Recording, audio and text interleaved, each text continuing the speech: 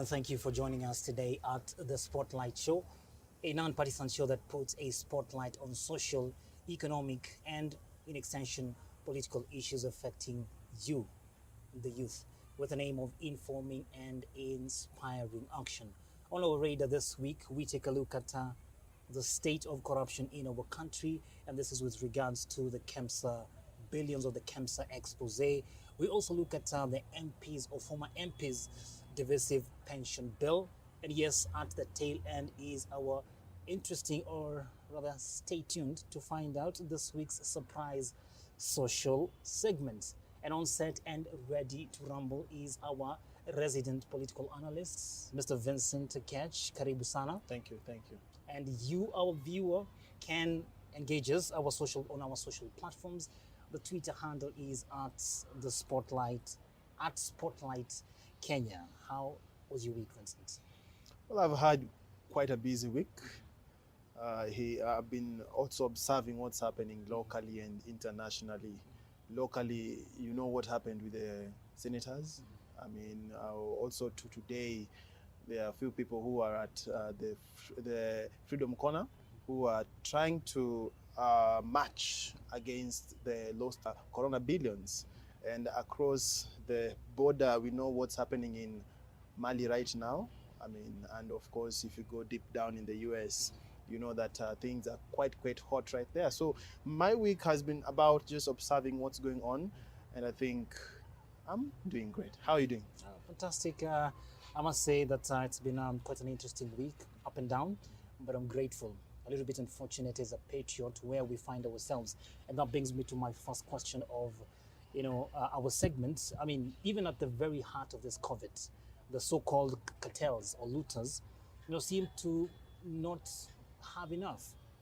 And so we keep on going in cycles about this issue of corruption in the government. Today, KEMSA, which is on the spotlight, is purportedly broke and asking for a 5 billion shilling bailout. Will we ever hear the end of all this? I think now we are turning to a man-eat-man society. These billions given to us were supposed, from point number one, to help the people of this country. We see people going without food. We see people we going even without masks. And when we start seeing we are starting to lose money, I think as a country, I think we are in a place whereby we really need to search deep down ourselves, because what's happening from where I sit, as I always say it, it's unfortunate.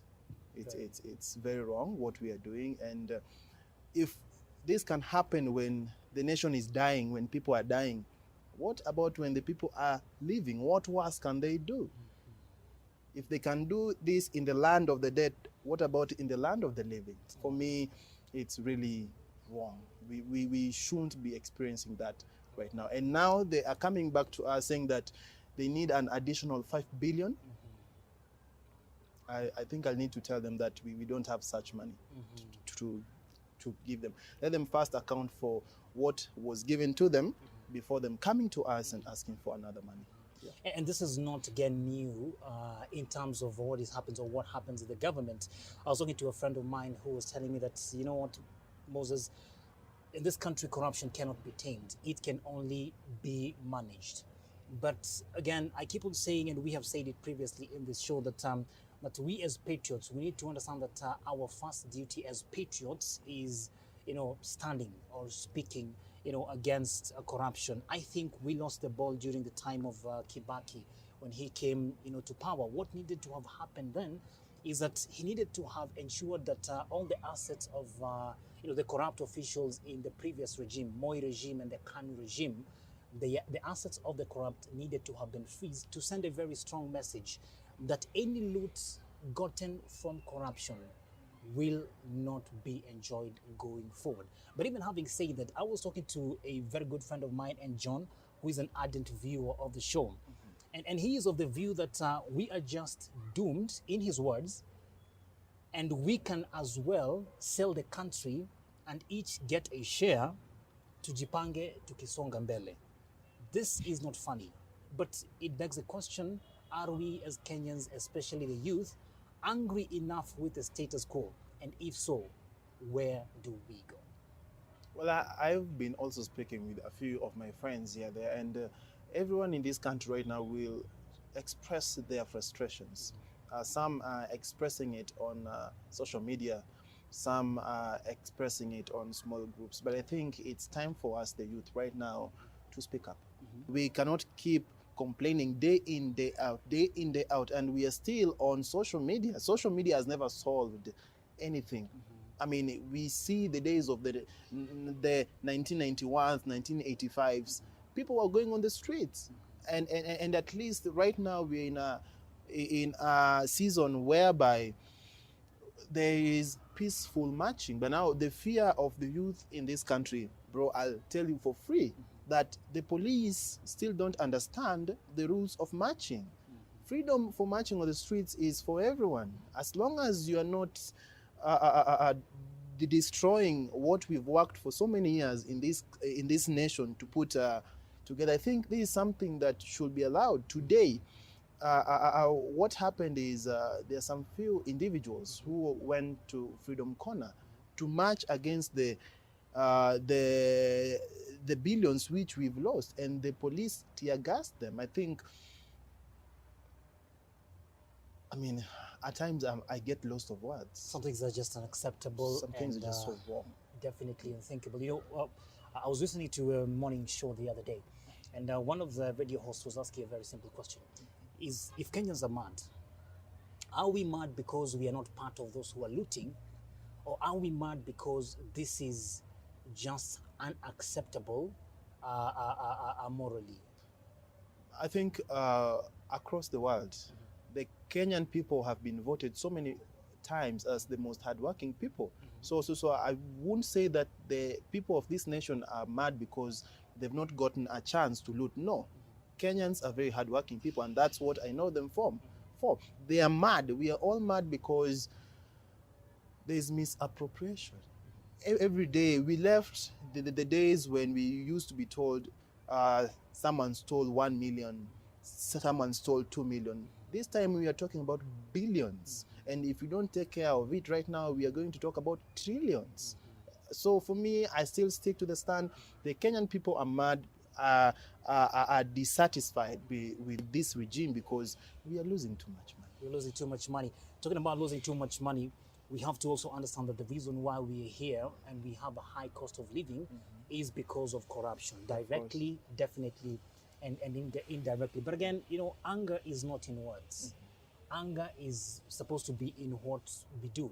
And again, every 5 years we are given an opportunity. And me thinks that if we can use these opportunities rightfully, then we would not need to go to the extremes of the bullets. We can sort our mess at the ballot. What do you think about that? Most definitely. What I would remind everyone of this country is we still have the power. And you know, the power is not the bullet. Both of them start with a letter B. The power is the ballot. Yeah, not the bullet. All right. Yeah. 2022, we have a chance to make it right as a country. The president is once quoted as having said that he has done all that he could. The buck stops with him. What more would you have him do if you were to advise him today with regards to this fight? I'd give the president of this nation two options, which I think can work. One is this. Every time we see we have an issue of a CEO, the person in charge of the institution, every time we've seen us being told that the CEO has resigned, the CEO has stepped aside, what this country is experiencing is that we inherit corruption from one regime to another regime. When a CEO resigns, it's not the only CEO, he's not the only staff member in that institution. We have a whole trail of people. We should now go in and start looking at the whole trail of these institutions. Everyone from every staff member who are involved, because from where I sit, the CEO must be colluding with people in these institutions to transact these malicious things they are doing. I'd advise the president, if we are going to start with EACC, let us go there.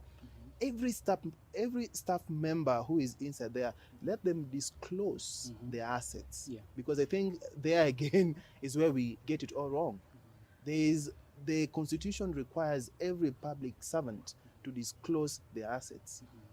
I'm not sure if I don't want to mention names, but I'm not sure if we know the assets of anyone in this country before and after they serve.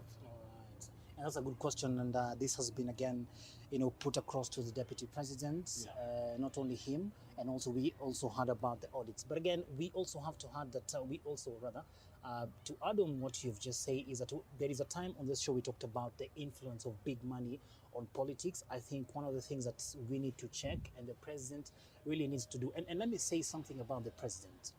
The president is a good guy. Of course he is. He's a cool guy. Of course he is. But you see, now we have a problem.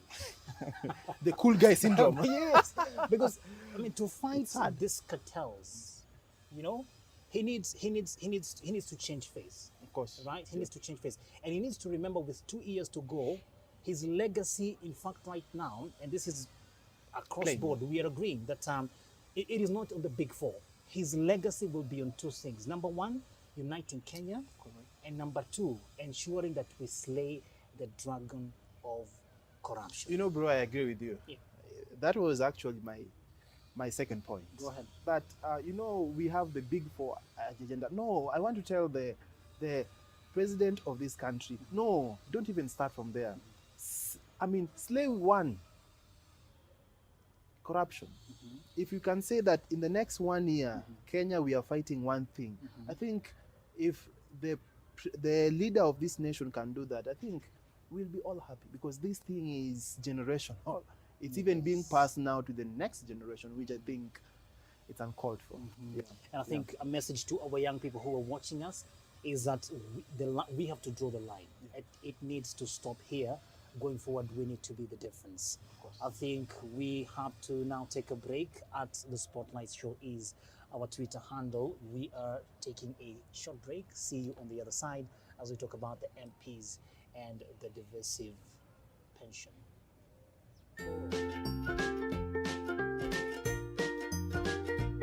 Do you own a business? Are you looking to get more customers? Look no further than Tafuta app. Register your business with us and get access to thousands of customers online.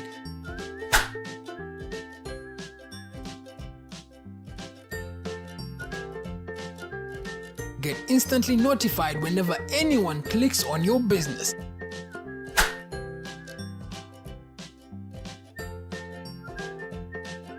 What's more, you can now earn money as an agent by referring other businesses on the app.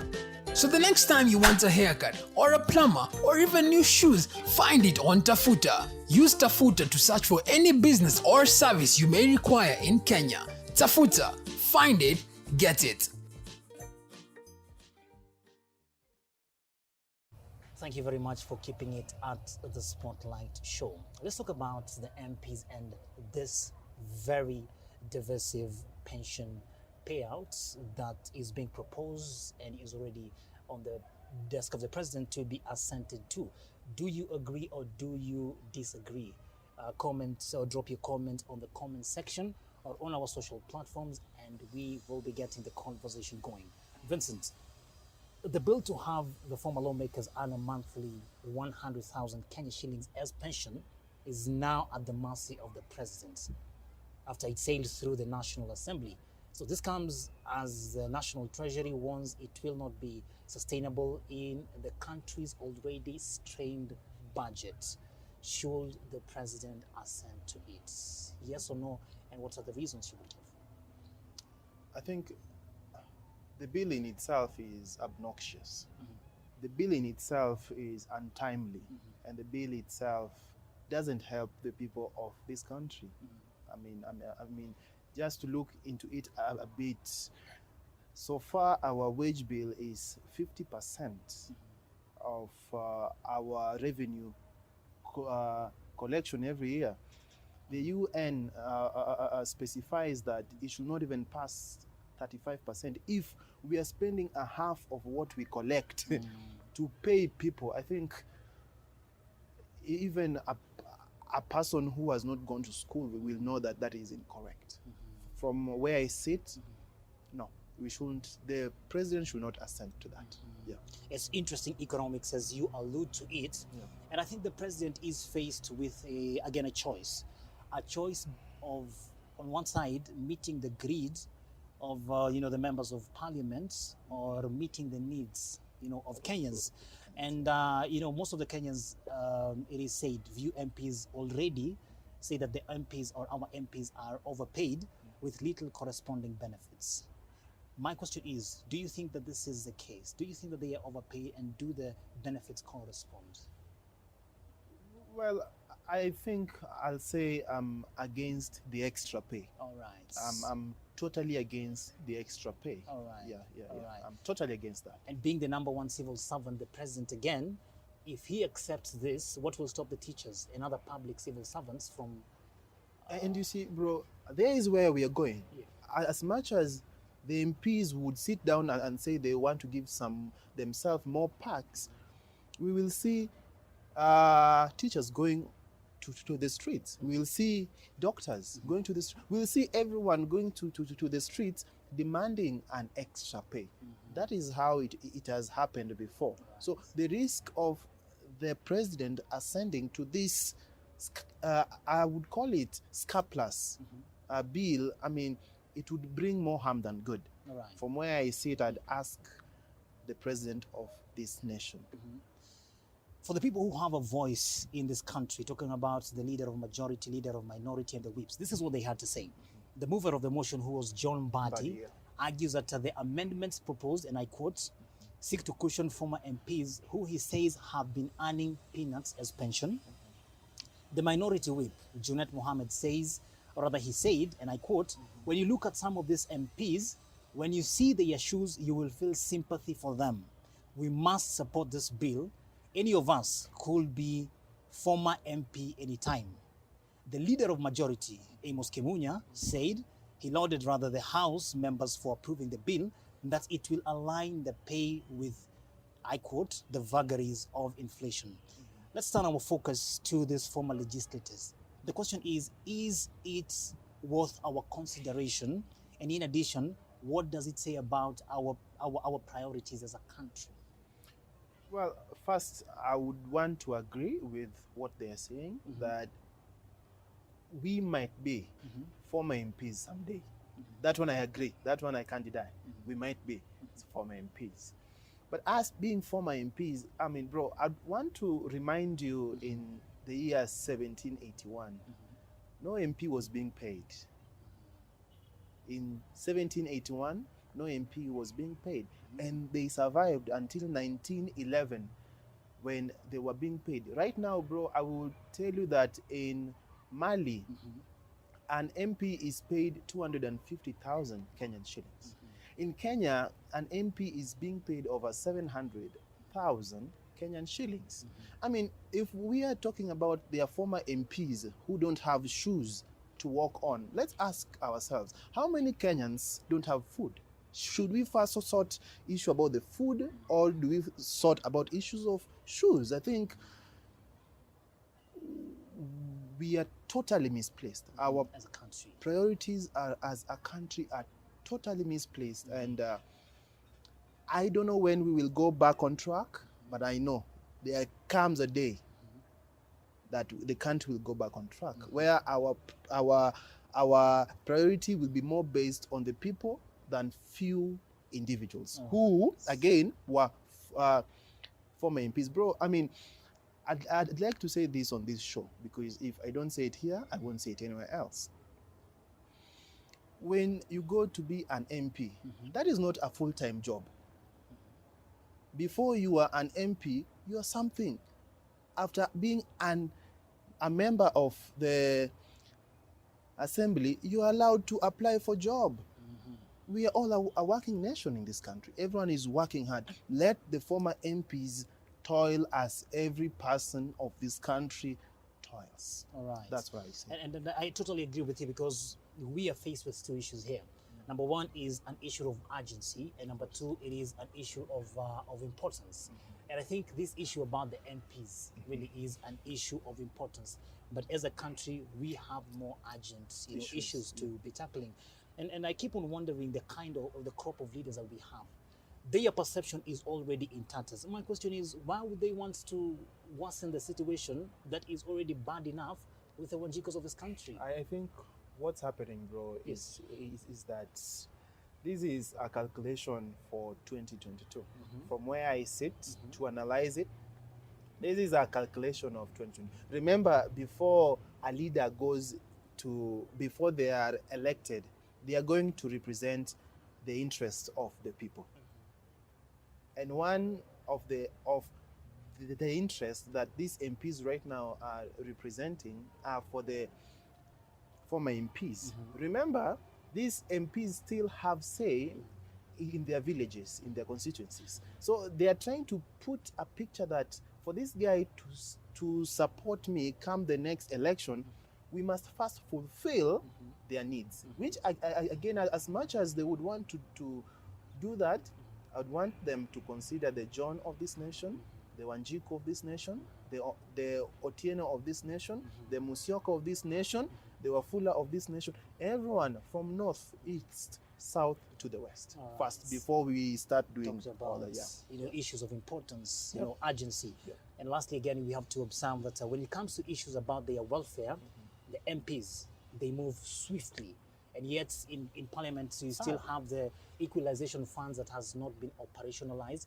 And we have this finance bill that is cause of a lot of rifts. I mean, let us leave it at that, because in 2017, 46 of the members of Parliament were sent home. That's around 196 of the 416. Will we see a return to that or that direction?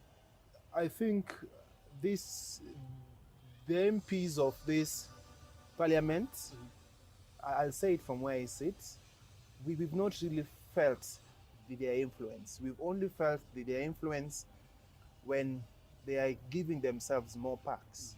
This bill to give the MPs an additional 100,000. I mean, as of now, these MPs are already getting 150,000 a month. We want to give them an additional 100,000 a month again. Remember, there are people in this country whose monthly pay is 5,000. If we give these people an extra 100,000, bro, we are going to spend an additional 144 million Kenyan shillings. Right, and that's not definitely pocket change. In line with what you're talking about, Ben, again, a very ardent viewer, texted in, and he was asking, or he was saying his views, rather these are his views, that the House of Honor has time and again brought dishonor to itself and country by acting on selfish interest as opposed to country interests and integrity as enshrined in Chapter 6. Is this a systemic or an individual issue? The issue of corruption in this country, is it systemic or it is personal?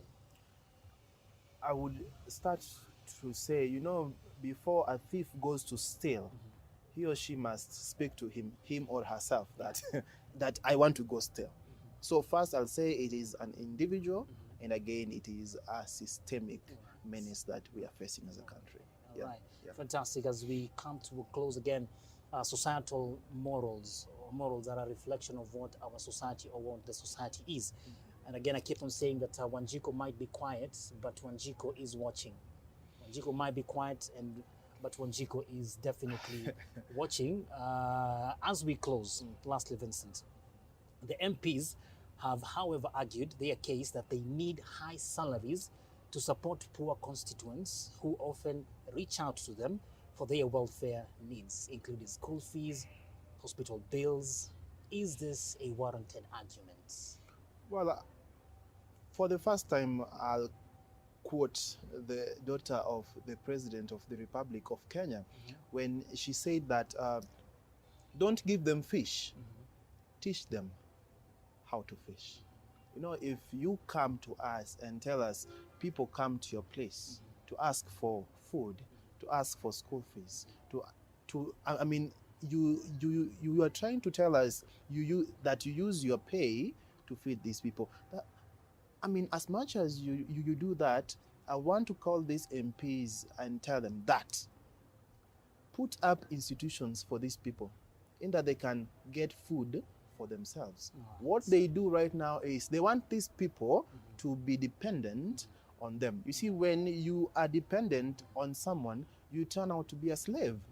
That's what is turning them. So the MPs telling us that they use this money to feed their people in their constituency, it might be true, but the MPs, the leaders themselves, they can find out ways to bring up employment to these people, in that these people can even fend for themselves. It's all about dignifying your people. It's not good, bro, that every day I go to an MP house or another person comes to my door looking for food. What if I put up something for them, in that they can also get something to eat? I will be giving them dignity of life. I think that's the way to go. And I totally agree with you that, and what you say is that if they can do their job as is required of representation, legislation and oversight, then we can cure chronic poverty in the country. That's the way to go. Wonderful. Guess we have to leave it at that. But for you, our viewer, you know that the social segment is coming up next. So we are taking a break. But remember, we keep the conversation going.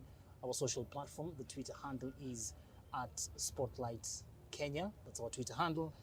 On Instagram, you can find us at Spotlight_Kenya. On Facebook, The Spotlight Show. And yes, our YouTube channel is The Spotlight Show.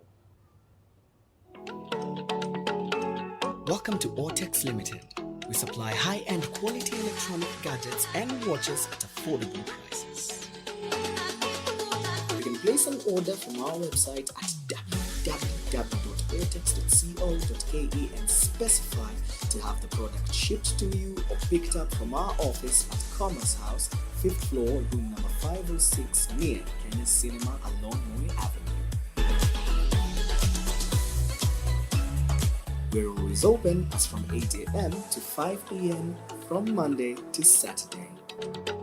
Deliveries are free within the CBD and 200 shillings around the CBD, 250 shillings around Nairobi area, and 300 shillings only outside Nairobi. You can also download our application from Play Store. What are you waiting for? Order now, because we deliver quality you can trust. Shukran sana Bwana Moses Gichuho kutoka studio za The Spotlight Show ikiwa Nairobi. Nami na kualika leo mtazamaji wangu katika makala mapya ya masuala ya jamii yanayohusu vijana. Na katika show yangu ya leo tunawaletea story ya bwana mmoja kutoka Kiserian aliyeacha kazi ya kuwa mwalimu wa Sunday School na hivi sasa ana taksi anayoitumia pia kuuza viazi tamu na mihogo. Karibu jiunge pamoja nami. Tukiwa katika pilika zetu za hapa na pale za The Spotlight Show katika majira ya saa 7 adhuhuri, tunakumbana na bwana mmoja kwa jina la John Kihiko Njenga aliyekuwa mhubiri na mkufunzi katika shule za watoto za Jumapili zinazojulikana vyema kama Sunday Schools katika lugha ya Kimombo. Ila korona ilipokithiri na kulazimisha makanisa kufungwa, ndipo alipotafakari na kuamua kutafuta kazi nyingine.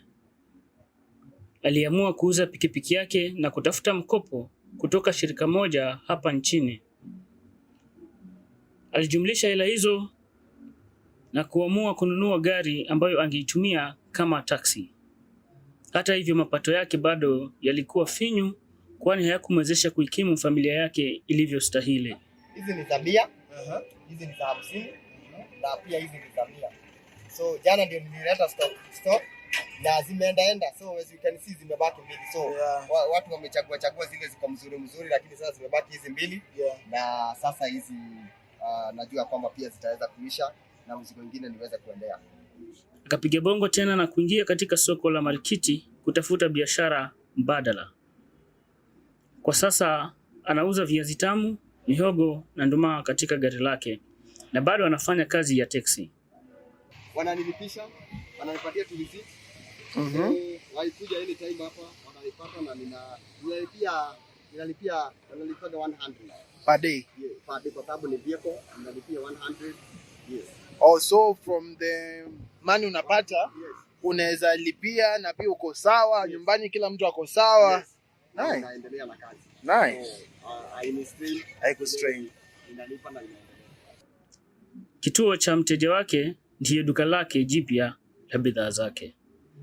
Amini usiamini, kazi hiyo imemwongezea kipato na hata kumsaidia kulipa mkopo wake kwa muda ufaao. Na sasa nilipofanya hii biashara nikaona inafanya vizuri. So actually for the last 2 months, baada ya kulipa hiyo 15,000, I've managed to pay 30,000. Wow. In a double. Per month? Yes. 30. Nice. So unapata kwamba hiyo rent ninalipa, ninafanya mambo zingine, lakini sasa initially I was even struggling to pay the 15,000 which I'm supposed to pay for the loan of this vehicle. So lakini sasa biashara wakati inaendelea and whatever small that I'm doing, unapata ya kwamba I'm no longer now straining. I'm able to bring together and I'm able to double. So nataka nilipe hiyo at least sasa venye nina manage kulipa hiyo 30. I'm trusting God that itaendelea. That means that the time that I had planned, it will freeze. Itakuwa kidogo. So nitalipa within a very short time. But my next idea ni kwamba I would want to come out of land. So I'm trusting God nipate pahali, Buy your own buy a small kidogo. I buy a small land hata kama nitawane, and also I can be able to construct a house there. That is my next move and that's my next prayer. Yeah. So nikishamaliza na hii nimalize sasa hiyo loan, I go to the same people niwaambie sasa unipe loan mara ya kwanza, we have worked with you, sasa ningependa mnipe kingine, at least I can be able to buy somewhere, na ikiwezekana niweze kujenga hata kama ni temporary house, as I look forward maybe to building a permanent house with a loan in the future. Narudisha kwako kipaza sauti Bwana Moses Gichuho ukiwa katika studio za The Spotlight Show. Shukran. That's all we had for you for this show today. Remember, this conversation continues on our social media platforms. On Facebook, The Spotlight Show. On YouTube, The Spotlight Show. On Instagram, Spotlight_Kenya. And on Twitter, @SpotlightKenya. Until the very next time, remember, as a youth, you're only young once. Therefore, be wise. Goodbye and see you another time.